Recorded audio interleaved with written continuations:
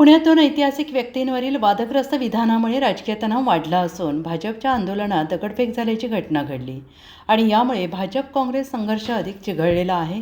काँग्रेस प्रदेशाध्यक्ष हर्षवर्धन सपकाळ यांच्या वक्तव्याने धार्मिक भावना दुखावल्या गेल्या आहेत असा दावा करून भाजप शहर अध्यक्ष धीरज घाटे यांनी पर्वती पोलीस ठाण्यात तक्रार नोंदवली आहे. पोलिसांनी प्राथमिक तपास सुरू केलेला आहे. आंदोलन हिंसक झाले आहे.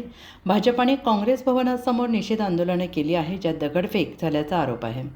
काही काँग्रेस कार्यकर्ते जखमी झालेले असून पोलिसांनी लाठीचार्ज करून परिस्थिती आटोक्यात आणली आहे.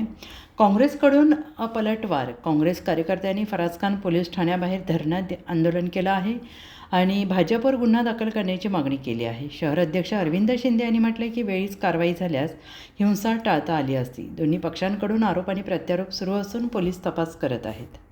साप्ताहिक पोलीस वॉरंटच्या स्थानिक बातम्या आणि व्हिडिओ नक्की पहा. लाईक करा, शेअर करा, कमेंट करा आणि तुमच्या स्थानिक बातम्यांचे व्हिडिओ आमच्यासोबत शेअर करा.